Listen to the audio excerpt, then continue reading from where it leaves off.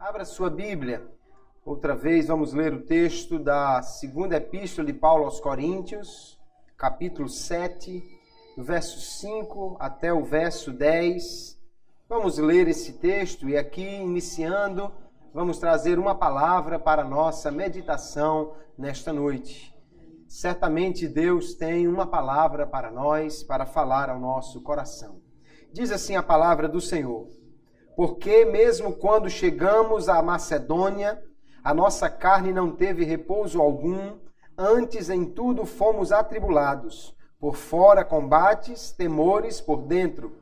Mas Deus, que consola os abatidos, nos consolou com a vinda de Tito, e não somente com a sua vinda, mas também pela consolação com que foi consolado de vós, contando-nos as vossas saudades, o vosso choro, o vosso zelo por mim, de maneira que muito me regozijei. Porquanto, ainda que vos tenha contristado com a minha carta, não me arrependo, embora já me tivesse arrependido por ver que aquela carta vos contristou, ainda que por pouco tempo. Agora folgo, não porque fostes contristados, mas porque fostes contristados para o arrependimento, pois fostes contristados segundo Deus, de maneira que por nós não padecestes dano em coisa alguma. Porque a tristeza segundo Deus opera arrependimento para a salvação, da qual ninguém se arrepende, mas a tristeza do mundo opera a morte. Amém. Graças a Deus por sua palavra. Nesta epístola, queridos, no texto que nós lemos, o apóstolo Paulo está se dirigindo àquela igreja na cidade de Corinto, que ele havia fundado, onde ele esteve ali durante algum tempo, cerca de 1 ano e meio, pastoreando, estabelecendo aquela igreja.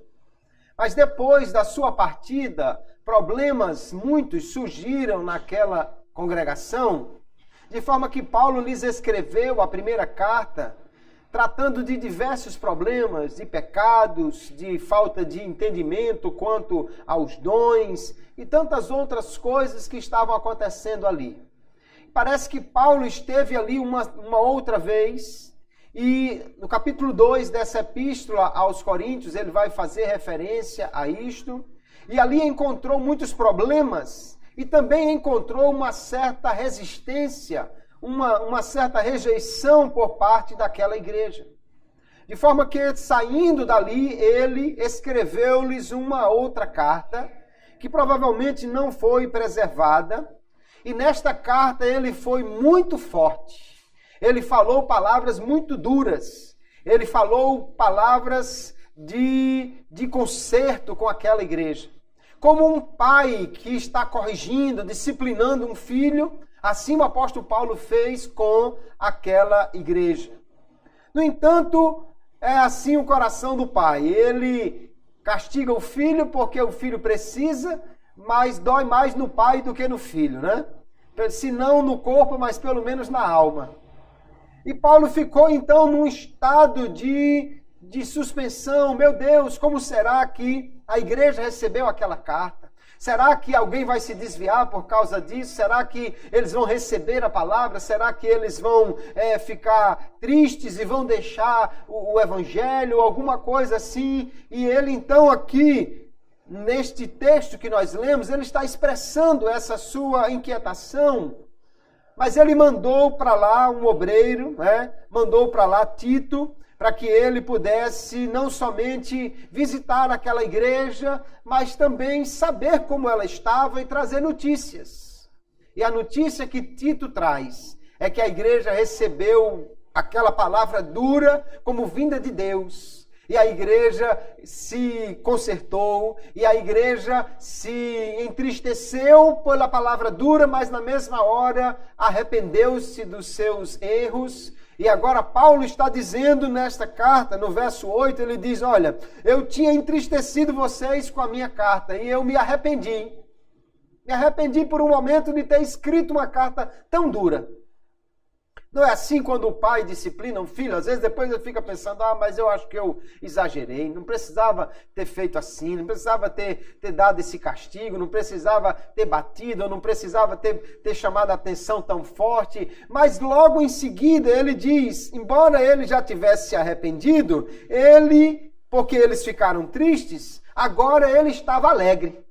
Alegre por ter mandado aquela carta que os entristeceu, mas porque ele diz que a tristeza deles foi para o arrependimento.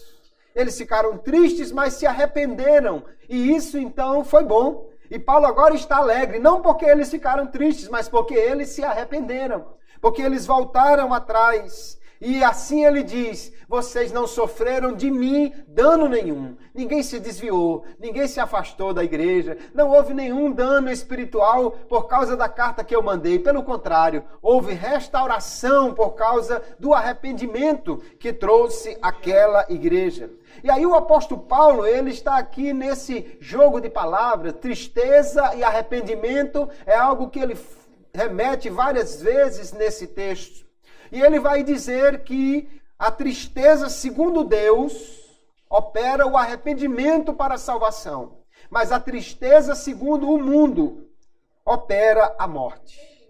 E nesta noite nós vamos tomar esse texto para falar sobre esse tema do arrependimento, com o título Arrependa-se.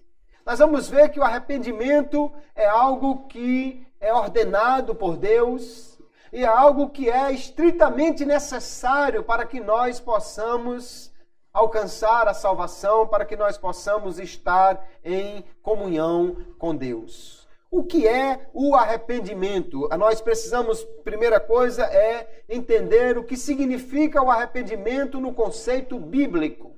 Porque o mundo tem várias formas de entender o arrependimento. Paulo também está dizendo que tem o arrependimento segundo Deus e o arrependimento segundo o mundo.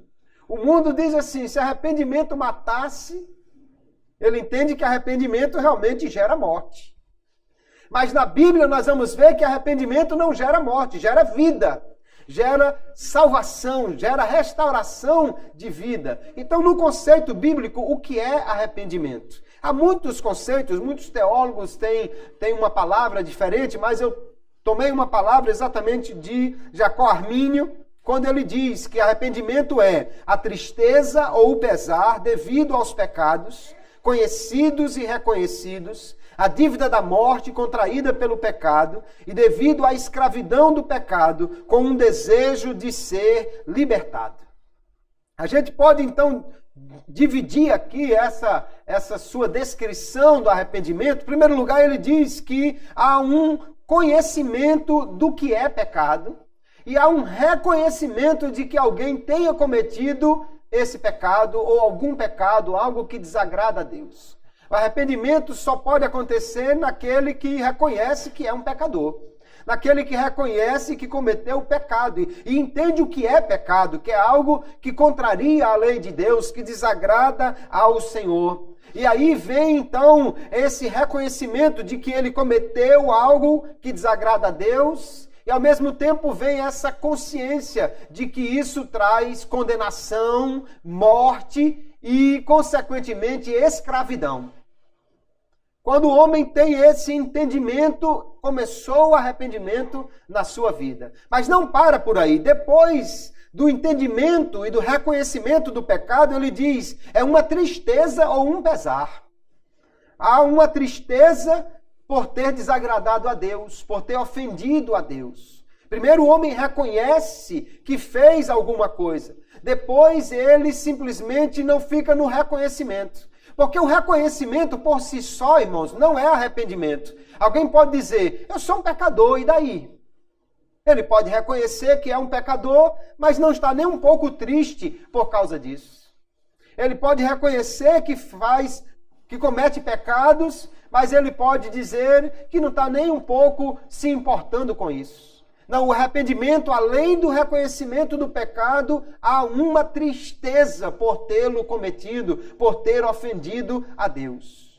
Mas não para somente por aí. Se for só na tristeza, pode ser um remorso. e aí gerar apenas um desespero. Meu Deus, eu fiz coisas terríveis, Deus nunca vai me perdoar, e a pessoa pode levar ao desespero e não à mudança, ao arrependimento. Há ainda um outro ponto aqui, que é o desejo de ser libertado, ou seja, há um movimento, uma vontade de deixar a vida de pecado e seguir um outro caminho. Isso é o arrependimento segundo a Bíblia.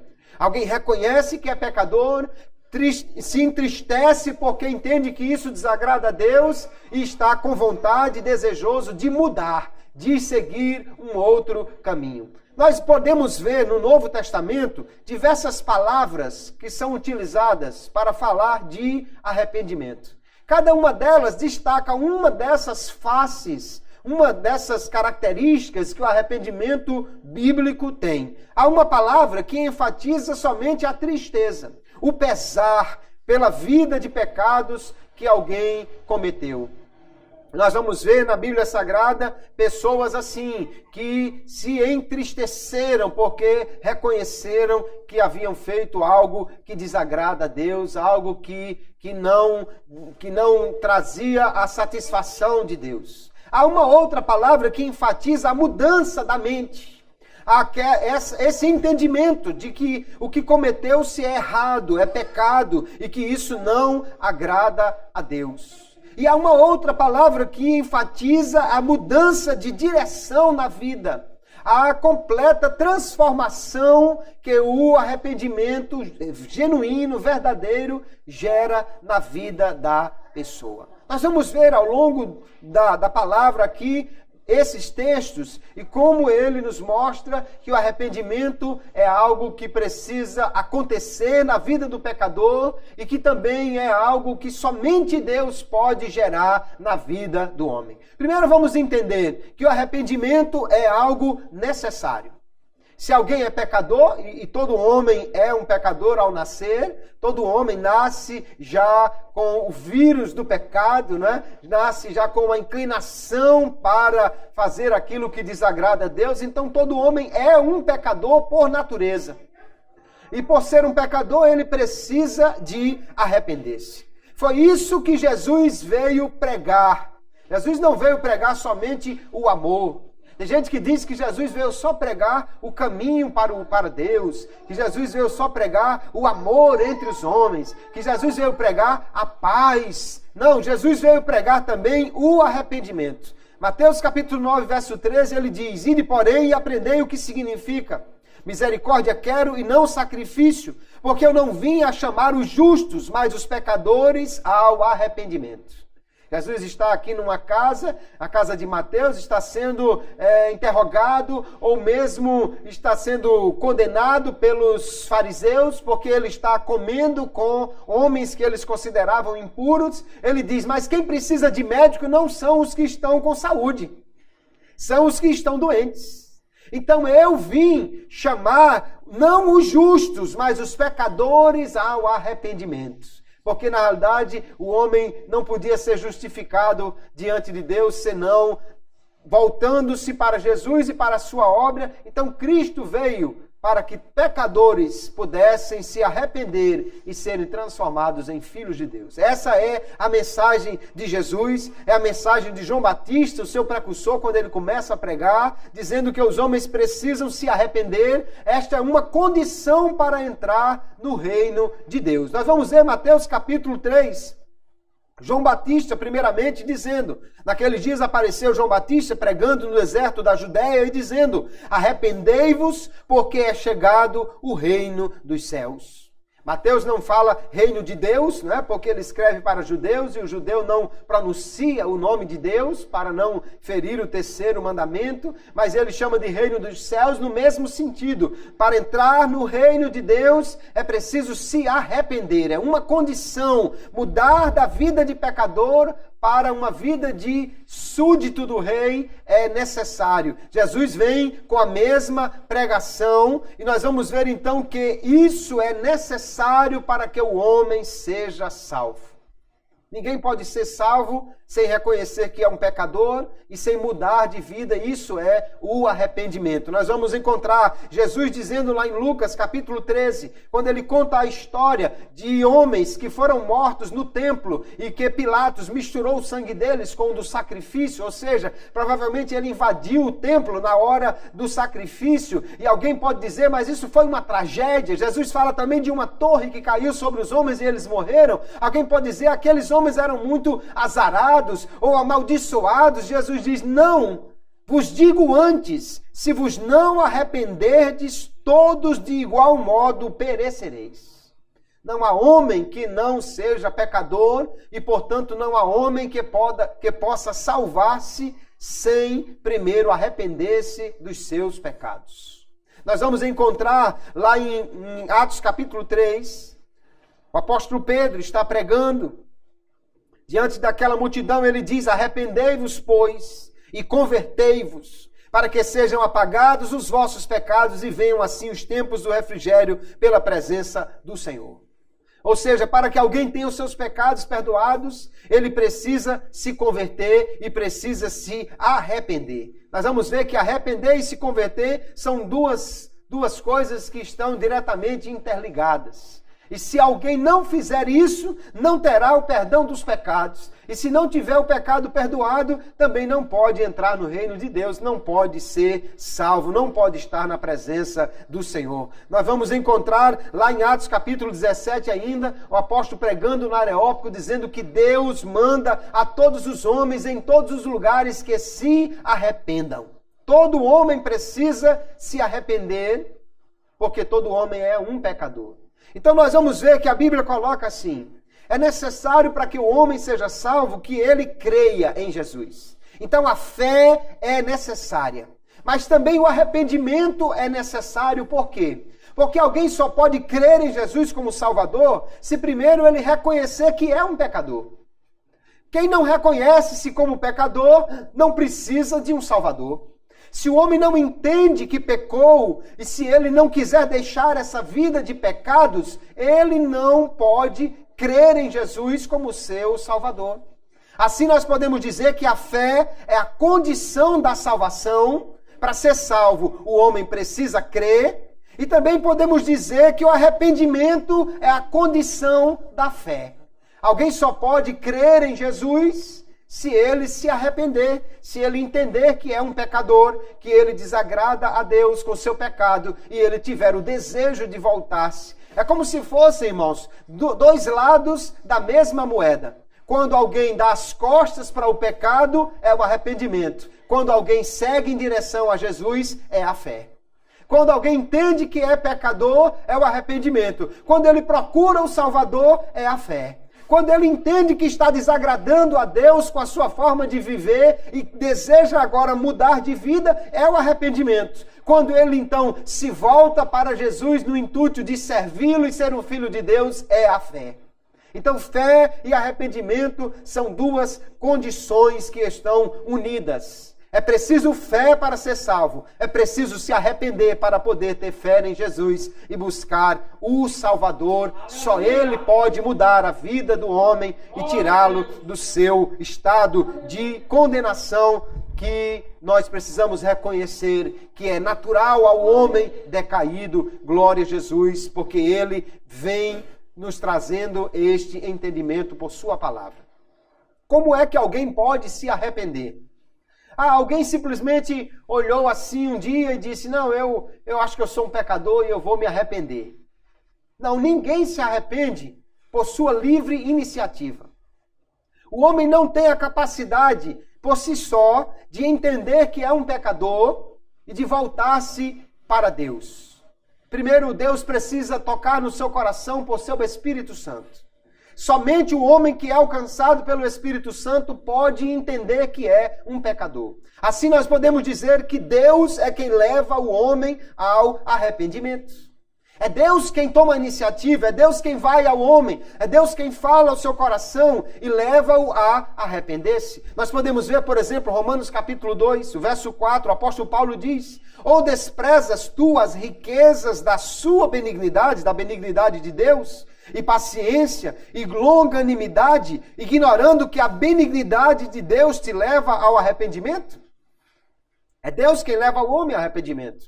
É a sua bondade, a sua paciência, a sua longanimidade que faz com que aguarde, com que fale pacientemente, até que o homem possa se arrepender. Se Deus não agir no coração do homem, ninguém vai se arrepender. Nós vamos encontrar ainda Atos capítulo 5, nós vamos ver no verso 31 que o apóstolo está pregando e dizendo: Deus com a sua destra o elevou a príncipe e salvador, ele está falando de Jesus, para dar a Israel o arrependimento e a remissão dos pecados. Então nós vamos entender, queridos, que arrependimento é algo que vem de Deus. Deus toca no coração do homem para que ele se arrependa. Armínio também entende assim, ele diz: a principal causa eficiente do arrependimento é Deus e Cristo, uma vez que ele é, pelo Espírito, mediador entre Deus e o homem. O homem, então, só pode se arrepender quando ele é alcançado pelo Espírito Santo, que foi enviado por Jesus, que da parte de Deus fala ao coração do homem para que ele possa crer. Nós vamos encontrar ainda Armínio dizendo: a causa desse arrependimento é Deus, pela sua palavra e pelo Espírito em Cristo. Ele vai colocar agora a palavra também como um meio pelo qual o Espírito Santo vai revelar ao homem que ele é um pecador e que ele está fazendo algo que desagrada a Deus. E é em Cristo, porque ele é o mediador, o intercessor. Ele diz: pois é um arrependimento que tende não ao desespero, mas à salvação. E aí nós vemos que o apóstolo Paulo, aqui no texto que lemos, ele já faz essa distinção. O arrependimento, segundo o mundo, é apenas uma tristeza. E nós vamos encontrar nesse mundo pessoas que estão arrependidas, pessoas que estão desesperadas, pessoas que chegam à depressão. Por quê? Porque fizeram algo, depois descobriram que não devia ter feito, depois se arrependeram disso, mas agora não tem como mudar o passado e eles muitas vezes entram em pânico, em desespero. Imagine alguém que fez algo, até mesmo sem querer, e provocou a morte de uma pessoa querida, provocou um desastre, alguém que, desatento no trânsito por alguma coisa, bateu o carro em alguém, provocou uma morte. Essa pessoa agora é conduzida a uma tristeza, um arrependimento, porque foi olhar, porque foi pegar isso e só leva ao desespero, só leva à morte.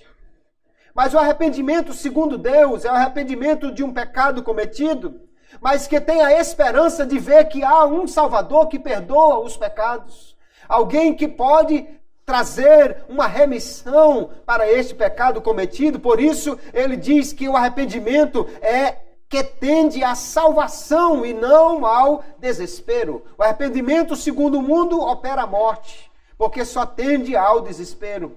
Mas o arrependimento, segundo Deus, quando Deus toca no coração do homem, ele se entristece, mas ele muda. Então isso vai levá-lo à salvação e não à derrota, ao desespero. Deus, portanto, é o autor do arrependimento. É ele quem gera a condição para o homem se arrepender. É ele quem toca no coração do homem pelo Espírito Santo. Mas vamos entender uma coisa, irmãos. Deus é quem dá a condição para o arrependimento, mas Deus mesmo não se arrepende por ninguém. Deus não se arrepende pelo homem. Ele dá a condição ao homem de se arrepender, fala ao seu coração para que ele possa entender que é um pecador e precisa se arrepender, dá-lhe a graça para querer mudar, mas Deus não se arrepende pelo homem. O homem precisa se arrepender. Aliás, Deus manda que o homem se arrependa. Nós vamos encontrar na Bíblia textos como Atos capítulo 11, o verso 18, quando aqui o apóstolo está dizendo: e ouvindo estas coisas, Apaziguaram-se e glorificaram a Deus, dizendo: na verdade, até aos gentios deu Deus o arrependimento para a vida. Veja que foi Deus quem concedeu aqui. Foi Deus quem possibilitou que eles se arrependessem. Mas no mesmo tempo nós vamos entender que Deus manda que o homem se arrependa, como já citamos Atos capítulo 17, o verso 30, que Paulo diz que Deus manda a todos os homens em todos os lugares que se arrependam. Então podemos entender o arrependimento assim. Eu quero citar outro teólogo aqui que diz: o arrependimento origina-se do ato gracioso de Deus em Jesus Cristo, por intermédio de quem nossos olhos são iluminados, nosso coração é convencido da culpa e nossa vontade é habilitada para renegarmos o pecado e a escravidão e entrarmos na vida e liberdade eterna, graças a Deus. Glória a Jesus. Veja que é Deus quem toca no coração do homem, queridos, para que ele possa, em primeiro lugar, o Espírito Santo vai iluminar a sua mente, vai convencer o seu coração e vai habilitar a sua vontade para que ele possa desejar voltar-se para Deus em arrependimento, em desejo de salvação. Por isso é que o homem pode se arrepender e crer. Ninguém pode dizer assim: ah, não, porque eu sou uma pessoa racional, eu li a Bíblia e eu entendi que sou um pecador e quis a salvação. Ou alguém dizer assim: não, eu sempre fui uma pessoa boa, que sempre desejei fazer alguma coisa para Deus. Ou alguém dizer: não, eu sempre fui uma pessoa que gostei de viver em paz e por isso eu também procurei reconciliar-me com Deus. Nada disso é verdade em relação ao homem natural. Isso só é verdadeiro em relação ao homem que foi tocado pelo Espírito Santo. É Ele quem toca no coração para que alguém possa desejar o arrependimento, buscar a Deus, entender que é um pecador. É pelo Espírito Santo que estas coisas são geradas no coração do homem. Então é pela graça de Deus que o homem é levado ao entendimento e ao arrependimento. Ao entendimento que ele é um pecador e ao arrependimento. É pela graça que é chamada graça preveniente, ou seja, aquela que vem antes. Graça preveniente, portanto, diz o teólogo Wesley Duell, que é aquela que o Espírito Santo providencia enquanto prepara uma pessoa para experimentar o nascimento espiritual. Então, o que o Espírito Santo toca no coração, aquilo que o Espírito Santo fala ao entendimento, aquilo que ele ilumina os olhos de alguém para entender que é um pecador e precisa mudar, isso é o que nós chamamos de graça preveniente. A graça de Deus que vem antes da salvação, que prepara o homem para a salvação. E a conversão, então, do homem é uma obra na qual a graça de Deus, a iniciativa de Deus, se combina com a resposta pessoal do indivíduo, do homem. Ou seja, Deus é quem toca no coração, Ele é quem dá a graça para o homem poder querer mudar, Ele é quem convence o homem do seu pecado, mas Ele não se arrepende pelo homem. O homem precisa se arrepender, e aí nós podemos distinguir, irmãos, o que Deus dá ao homem não é o arrependimento em si, mas é a oportunidade de arrepender-se. Deus não arrepende-se pelo homem. Deus não muda pelo homem, o homem precisa mudar.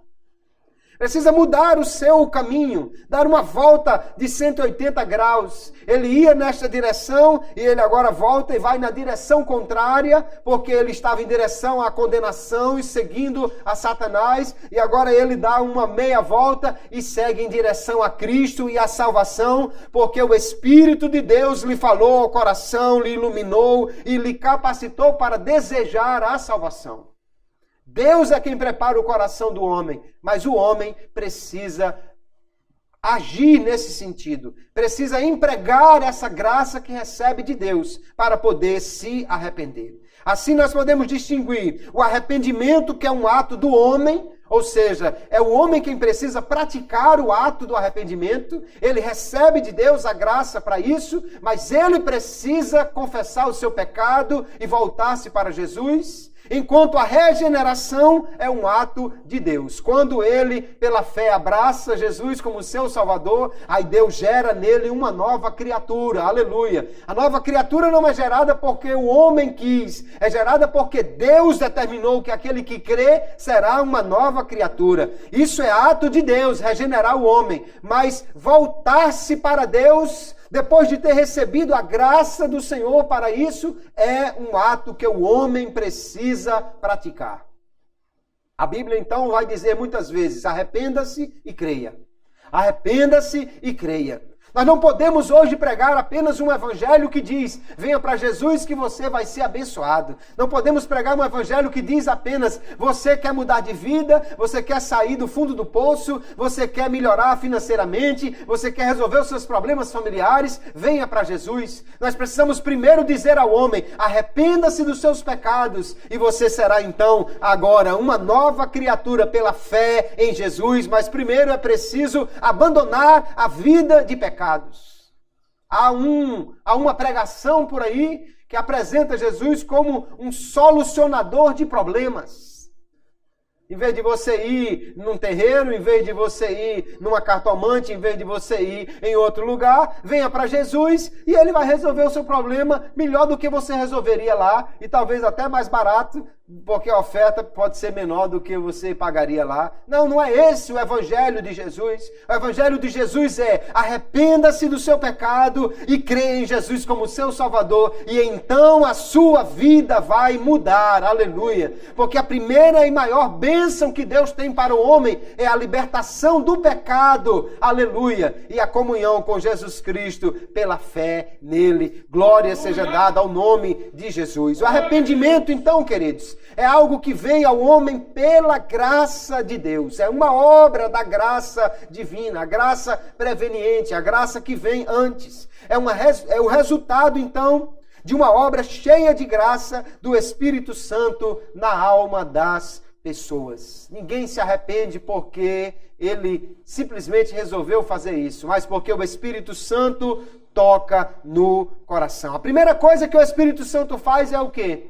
Qual é a primeira obra do Espírito Santo no coração do homem? Ele o convence do pecado. Ele traz a convicção de que o homem é um pecador. E nós vamos encontrar, Atos capítulo 2, o verso 37, o resultado aqui de uma pregação que o Espírito Santo aplicou ao coração e o que ela trouxe? O reconhecimento do pecado e a tristeza. Aí diz o texto, quando ouviram isso, ficaram aflitos em seu coração e perguntaram a Pedro e aos outros apóstolos, irmãos, que faremos? Alguém que foi tocado pelo Espírito Santo, quando a palavra estava sendo pregada, sentiu uma aflição no coração. Isso se chama a tristeza segundo Deus. Isso se chama a operação do Espírito Santo trazendo contrição ao coração. Houve um homem chamado David Bernard que pregou a palavra de Deus. David Brainerd pregou nos Estados Unidos aos índios. E ele diz que quando pregava a palavra de Deus com unção, chorando, ele diz que os índios rolavam no chão, apertando a barriga, dizendo que dava uma dor dentro deles. E essa dor não era outra coisa senão a contrição no Espírito que o Espírito Santo gerou. A tristeza na alma, segundo Deus, pelo pecado que eles estavam vivendo. E o desejo agora de se arrepender e de voltar-se para Deus. A primeira coisa que o Espírito Santo traz ao coração do homem é essa convicção do pecado, essa tristeza pelo pecado. É o Espírito Santo quem gera isso. João 16, o verso 8, Jesus disse... E quando ele vier, ele está falando do Espírito Santo, convencerá o mundo do pecado, da justiça e do juízo. Do pecado, porque eles não creem em Jesus. Ele vai então convencer o homem que ele é um pecador. Do juízo e da justiça, porque Deus é um Deus de justiça que vai colocar tudo nos seus devidos lugares e o juízo de Deus virá para aquele que não se arrependeu. O Espírito Santo mostra isso ao homem e ele então vai ser levado ao arrependimento. Mas o Espírito Santo ainda tem uma outra operação a fazer na vida do homem para que ele possa realmente se arrepender e mudar. que é a capacidade, o desejo de confessar o seu pecado. Uma coisa é eu dizer, irmão, o mundo está no pecado. Uma coisa é eu dizer, irmão, as pessoas vivem pecando. Uma coisa é eu dizer, irmão, a coisa está indo cada dia de mal a pior. Outra coisa é dizer, eu pequei. Uma coisa é dizer que todo mundo está pecando, que existe pecado por aí em todo lugar. Outra coisa é reconhecer a minha culpa pessoal, algo que eu fiz que desagradou a Deus. Quando eu reconheço isso, eu confesso que sou um pecador. Eu reconheço que sou um pecador. No Salmo 32, o salmista diz, o verso 5, confessei-te o meu pecado e a minha maldade não encobri. Dizia eu, confessarei ao Senhor as minhas transgressões e tu perdoaste a maldade do meu pecado. Há uma necessidade, irmãos, do pecador reconhecer o seu pecado e confessar. O escritor dos Provérbios vai dizer, aquele que confessa e deixa alcançará misericórdia. Há muitas pessoas que estão vivendo com pecado encoberto. Tanto pessoas que nunca aceitaram Jesus como seu Salvador, como pessoas que já declararam que Jesus é o seu Salvador, mas que cometem pecados, nós vamos falar ainda sobre isso, e que estão encobrindo estes pecados. O salmista vai dizer que o pecado é como uma doença nos ossos, que lhe gera aquele desconforto por dentro. Nós precisamos, queridos, ser levados pelo Espírito Santo, deixarmos Ele nos conduzir a confessar os pecados que tenhamos cometido, para que possamos ser libertos deles. A Bíblia diz, Romanos 10:9, se com a tua boca confessares ao Senhor, em teu coração creres que Ele ressuscitou dos mortos, serás salvo. É necessário confessar. Então, quando o homem entende isso, quando o homem acolhe a ação do Espírito Santo no coração, que gera a convicção, que gera a tristeza e que gera a confissão, o reconhecimento, aí ele decide voltar-se para Deus. E quando ele faz isso, então o pecador recebe ainda mais graça do Espírito Santo, ele então vai corresponder a essa ação e mais graça receberá de Deus e terá a sua vida realmente transformada. Veja, Atos capítulo 26, o apóstolo Paulo vai dizer, antes, ele está dizendo aos reis, às autoridades diante de quem ele está, dizendo, antes anunciei primeiramente aos que estão em Damasco, depois em Jerusalém, e por toda a terra da Judéia e também aos gentios. Primeiro, que se arrependessem e se convertessem a Deus, praticando obras dignas de arrependimento. Ele está dizendo que primeiro alguém precisa se arrepender, mas não basta se arrepender, não basta apenas ter a tristeza, é preciso se converter, é preciso deixar a vida de pecado, é preciso voltar-se para Deus e praticar obras dignas de alguém que se arrependeu dos pecados e os abandonou. Nós vamos encontrar ainda Isaías capítulo 55, veja o verso 7, como Deus diz ao homem, deixe o ímpio o seu caminho e o homem maligno os seus pensamentos, volte-se ao Senhor, que se compadecerá dele, e para o nosso Deus, porque é generoso em perdoar, aleluia. É preciso que o pecador entenda, irmãos. Eu estou falando o pecador que nem conhece Jesus e o pecador, o crente que também às vezes comete coisas que não agradam a Deus. É preciso entender que o arrependimento genuíno só se completa quando o homem abandona o seu pecado, quando ele confessa. A quem ele vai confessar? A Deus em primeiro lugar, é o reconhecimento necessário. A alguém que foi atingido por aquele pecado, também para que haja um perdão. Ou se foi à igreja, ele precisa procurar a direção da igreja para que possa então ser orientado e tomada alguma providência. Mas se o homem simplesmente continua na prática do pecado, ou ele fica com esse pecado sem confessar a Deus e se arrepender, ele jamais alcançará o legítimo arrependimento e o perdão dos pecados. Então é Deus, por sua graça, por seu Espírito Santo, quem aplica a verdade do Evangelho ao coração do homem, quem mostra ao homem que ele é o pecador, quem ilumina a sua mente para que ele possa entender o que fez e que não agrada a Deus, e lhe concede graça para o ato de arrepender-se. Não é fácil, irmãos. Nunca é fácil pedir perdão a alguém, nem mesmo a Deus. O homem só consegue isso porque o Espírito Santo o conduz, porque a graça de Deus lhe leva a isso. Agora, o que vemos Paulo distinguir aqui, queridos, é deste genuíno arrependimento que vai levar o homem à salvação, que ele chama de tristeza segundo Deus, e a tristeza segundo o mundo, que é apenas um remorso, mas não é genuíno arrependimento. Arrependimento não é remorso. Por quê? Porque o remorso é de alguém que reconhece que pecou, mas que muitas vezes continua pecando. Reconhece que fez algo de errado, mas não muda a sua vida. E Armínio vai dizer, a forma de arrependimento é a sinceridade do afastamento do mal e do retorno para junto de Deus. Arrependimento genuíno só ocorre, irmãos, quando o homem deixa o pecado e corre para Deus. Quando ele abandona a prática do pecado, se entristece pelo que fez e volta-se para o Senhor, isso é o verdadeiro arrependimento, a tristeza segundo Deus. Olha, na Bíblia nós encontramos algumas pessoas que confessaram os seus pecados, que se declararam pecadores, mas não mudaram, não voltaram atrás, não buscaram a Deus, não se voltaram para o Senhor. E então, isso não é arrependimento, é apenas remorso. Por exemplo, Saul. Saul diz aqui o texto, 1 Samuel, capítulo 15. Deus havia dado uma ordem por meio de Samuel que ele fosse lá e matasse todos os amalequitas. E o que ele fez? Trouxe o rei como um troféu e as vacas mais gordas e as ovelhas, segundo ele, para oferecer um sacrifício. Mas Deus não aceita sacrifício de desobediência. Ele devia ter feito o que Deus mandou e não ter inventado alguma outra história.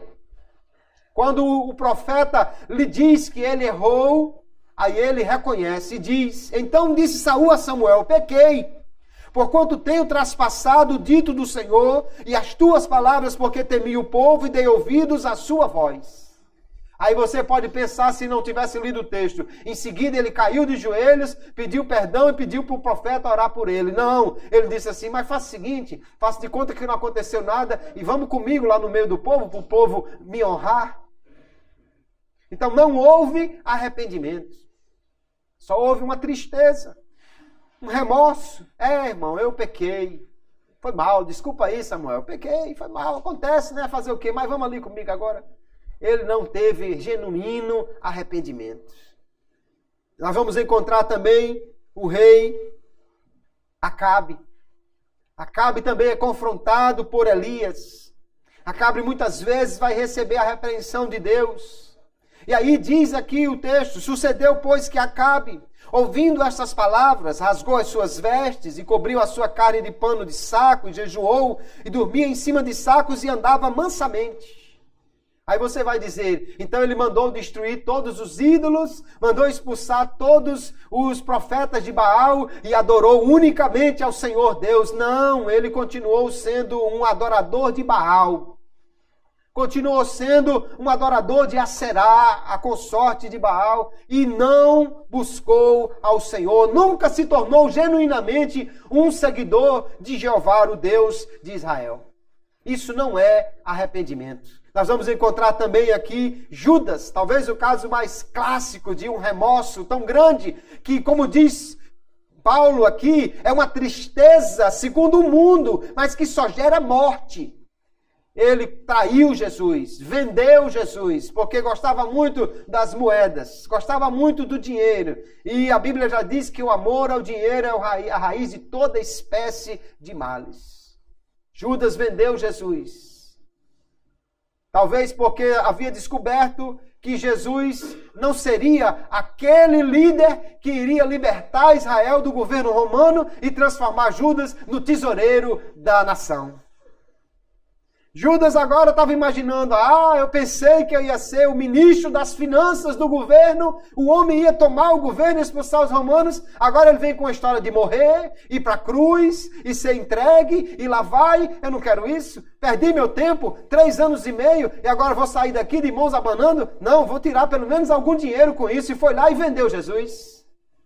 Alguém quer vender uma ideia de que Judas, não, era um homem bonzinho, na verdade ele fez exatamente o que Deus mandou que ele fizesse, coisa nenhuma. Deus nunca mandou que Judas traísse. Se nós vemos que havia uma profecia a esse respeito, mas não tinha o nome de Judas nela. E também nós só vemos que houve uma profecia que se cumpriu porque aconteceu. Nós olhamos para a realidade e depois olhamos para o passado e vê que alguém havia predito aquilo. Mas há muitas palavras no Antigo Testamento que não aconteceu na vida de Jesus e, portanto, nós não vemos como uma profecia messiânica. Judas foi lá e vendeu Jesus, mas depois arrependeu-se. Mas não é um arrependimento genuíno. Não é o arrependimento que mudou a vida dele. Diz o texto, Mateus 27, então Judas, o que o traíra, vendo que fora condenado, trouxe arrependido as 30 moedas de prata aos príncipes dos sacerdotes e aos anciãos. E aí ele joga as moedas dizendo, pequei, traindo sangue inocente. E os líderes dizem mais ou menos o seguinte, eu não tenho nada a ver com isso. Eu também não aceito nem esse dinheiro de volta, porque é proibido botar dinheiro sujo nas ofertas. E diz o texto que Judas foi embora dali e ele foi enforcar-se. Por quê? Porque a tristeza no seu coração era tristeza, como Paulo diz, segundo o mundo, tristeza do mundo. Ela só opera a morte, leva o homem ao desespero, à depressão. Ele deveria ter feito como Pedro. Pedro também errou. Ele negou Jesus 3 vezes, na frente de todas as pessoas. Na última vez ele estava perjurando, ele estava dizendo que não tinha conhecido Jesus. Talvez, se fosse nordestino, ele diria, eu segue se eu conheço esse homem. Ele estava dizendo de uma forma muito veemente que ele não conhecia Jesus. Mas quando Jesus olhou para ele, o coração de Pedro sentiu uma tristeza. Ele saiu dali chorando. Mas a tristeza que estava no coração de Pedro não era tristeza segundo o mundo, era tristeza segundo Deus. Ele vai se arrepender, ele vai encontrar o Senhor, ele vai voltar-se para o Senhor. Lá em João capítulo 21, Jesus vai falar com ele, Pedro, tu me amas? E Pedro vai dizer, Senhor, eu te amo, então toma conta das minhas ovelhas, Pedro. E Pedro então se tornou este grande líder, este grande pastor de ovelhas, porque ele arrependeu-se realmente do que fez. Judas teve apenas remorso. Nós já lemos aqui que a palavra diz, Deus é rico, é generoso em perdoar. Se Judas tivesse se voltado para o Senhor, ele o teria perdoado? Sim, obviamente que sim. Ainda que ele tivesse cumprindo uma profecia de trair, ele não precisava morrer por causa disso. Ele poderia pedir perdão e certamente seria perdoado.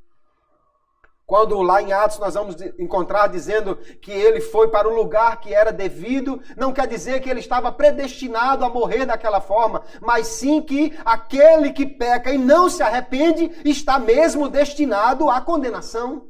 E foi o que aconteceu com ele. Então o verdadeiro arrependimento, queridos, envolve o abandono do pecado, envolve deixar aquela prática e voltar-se para Deus, buscando dele o perdão, a restauração, a reconciliação. Aquele remorso é apenas a tristeza do mundo, mas o genuíno arrependimento é a tristeza segundo Deus, porque é Deus quem toca no coração do homem para que ele possa se arrepender. E quando alguém se arrepende realmente, ele vai mostrar frutos. Frutos do arrependimento. Que são frutos do arrependimento? São obras dignas de quem anda em novidade de vida. Se alguém diz, eu me arrependo, mas no outro dia está fazendo a mesma coisa, esse arrependimento não é genuíno. Se alguém diz, eu me arrependo, mas no mesmo instante já está pensando como vai voltar, ou alguém que diz, não, eu vou, faço, mas depois eu peço perdão, Jesus me perdoa, isso não é arrependimento. Nós vamos encontrar aqui, 2 Coríntios capítulo 5, verso 17, dizendo, assim que, se alguém está em Cristo, nova criatura é, as coisas velhas já passaram, eis que tudo se fez novo, aleluia. João vai dizer na sua primeira epístola, capítulo 2, verso 6, aquele que diz que está nele deve andar como ele andou, aleluia. O verdadeiro arrependimento opera mudança de vida, irmãos. Alguém diz, eu estou arrependido? Eu preciso ver. Se ele voltar à mesma prática, eu desconfio do seu arrependimento. Mas se ele permanecer buscando a Deus, então houve um genuíno arrependimento. Porque a tristeza, segundo Deus, não só gera um pesar pelo pecado, mas gera também uma repulsa ao pecado. Gera também um ódio ao pecado. Gera também um desejo de não voltar mais àquela prática. Esse é o arrependimento segundo Deus. Os cristãos precisam ouvir sobre o arrependimento. Precisam pensar sobre o arrependimento. Porque o arrependimento, queridos, não é algo que acontece só naquele dia que alguém aceitou Jesus como seu Salvador. Naquele dia, realmente, o pecador, ele foi tocado pelo Espírito, ele recebeu a graça de Deus, o Espírito Santo lhe convenceu que ele era um pecador, e lhe deu graça suficiente para mudar de vida, e ele aceitou a Jesus e foi feito nova criatura. Mas acontece que os crentes, os remidos, os lavados, os transformados, os eleitos, muitas vezes também fazem coisas que desagradam a Deus. Muitas vezes os cristãos pecam, mas quando os cristãos pecarem, eles precisam também se arrepender, confessar e deixar de praticar aquilo que não agrada a Deus. O apóstolo João escreveu as suas epístolas para os crentes.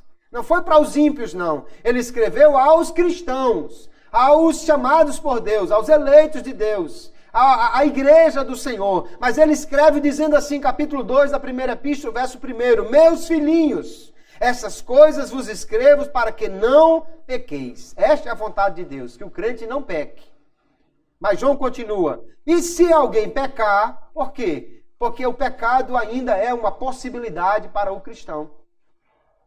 Não deve ser uma necessidade. Aliás, não é uma necessidade se ele é cristão. Ou seja, o cristão pode viver sem pecar. O ímpio não, ele só pode viver pecando. Mas para o cristão, o pecado não é uma necessidade. No entanto, é uma possibilidade. Porque há as tentações.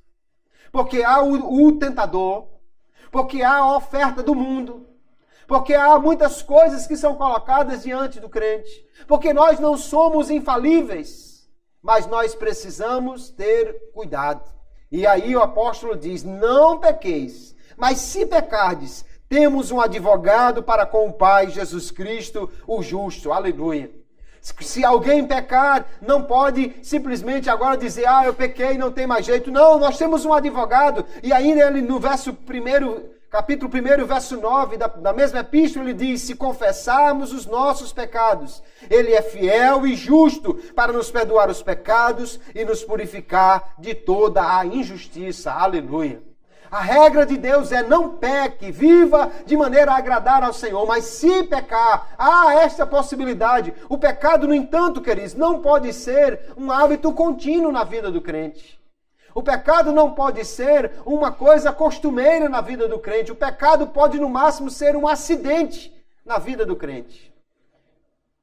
Você, quando vai dirigindo um carro, ou quando você está pilotando um barco, ou você andando de bicicleta, você quer andar direitinho. Mas pode acontecer um acidente. De repente, uma coisa que não estava programada, você caiu no buraco, você não prestou atenção, bateu em alguma coisa, encostou em alguma coisa, isso é um acidente. Pecado para o crente tem que ser no máximo assim. Não prestou atenção direito, não olhou direito, não vigiou, e agora cometeu um pecado. Mas ato contínuo, é preciso se arrepender dele. E é o Espírito Santo quem fala ao coração para isso. É preciso confessar o pecado e abandonar esta vida. Porque nós temos do Senhor a promessa que Ele perdoa todas as vezes que nós nos voltamos para Ele em confissão de pecado. Aleluia. Como filhos de Deus, irmãos, nós temos que andar de maneira que agrade ao Senhor. E vigiar para não cometer pecados. 1 Coríntios 10 e 12, ele diz, aquele que pensa que está em pé, olhe que não caia. Tem gente que se acha muito forte, muito seguro, mas o texto diz assim, aquele que cuida, que pensa que está em pé, olhe que não caia. E Jesus, Mateus 26:41, ele avisa aos apóstolos. Eu acho interessante, porque Jesus não está falando aqui com o novo convertido, ele não está falando aqui com a multidão em geral, ele está falando com os seus 12 apóstolos, aliás, os 11 já aqui, né? Ele está falando com eles, lá no Getsêmani, e ele diz assim, vigiai e orai, para que não entreis em tentação. Na verdade, o espírito está pronto, mas a carne é fraca. Só que alguém só lembra da última parte do versículo, quando peca diz assim, irmão, mas porque a carne é fraca. Não, mas volte um pouquinho, diz assim, mas o espírito está pronto. Se o Espírito está pronto, quer dizer que nós temos o Espírito Santo morando em nós e ele nos dá poder suficiente para resistir à tentação e evitar a queda. O problema é que você precisa voltar mais um pouquinho quando ele diz vigiai e orai. A dificuldade, irmãos, é porque infelizmente os crentes hoje oram pouco e vigiam menos, parece. Porque se nós vivemos uma vida de oração, aleluia, e vigiar, o que é vigiar? Vigiar é conferir o que está acontecendo na minha frente com a palavra de Deus. Isso aí eu não posso fazer não, porque a palavra de Deus diz que eu não devo. Isso ali eu nem vou lá, porque a palavra de Deus diz que eu não devo fazer isso. A palavra guardada no coração é verdadeiro antídoto contra o pecado, contra a queda. E a oração fortalece o crente para que ele possa estar de pé e resistir às tentações. A oração nos aproxima de Deus. O problema, queridos, é que nós oramos pouco. No dia da oração vem muito menos gente do que no dia da sorvetada. No dia do ciclo de oração vem muito menos gente do que no dia do jantar. No dia da festa vem muita gente, mas no matutino não vem quase ninguém. Nós precisamos orar mais. Porque se mais orarmos, não sou eu que estou dizendo, é Jesus. Quando Jesus diz uma coisa, como receita para você não cair, meu irmão, é preciso tomar cuidado nisso. Ele diz, vigiai e orai, para não entrar em tentação. Aleluia. É o Espírito de Deus quem avisa ao nosso coração. Agora, se nós pecarmos, então precisamos nos arrepender. Mas se vigiarmos e orarmos, esses acidentes acontecerão com menor regularidade na nossa vida. Se alguém pecar, no entanto, voluntariamente, se alguém pecar e continuar pecando e não se arrepender, ele não pode ser restaurado, porque Deus não perdoa pecados não confessados. Deus não perdoa aquele que não se arrepende. Hebreus capítulo 10, veja o texto, verso 26. Porque se voluntariamente continuarmos no pecado, depois de termos recebido o pleno conhecimento da verdade, já não resta mais sacrifício pelos pecados, mas uma expectação terrível de juízo e um ardor de fogo que há de devorar os adversários.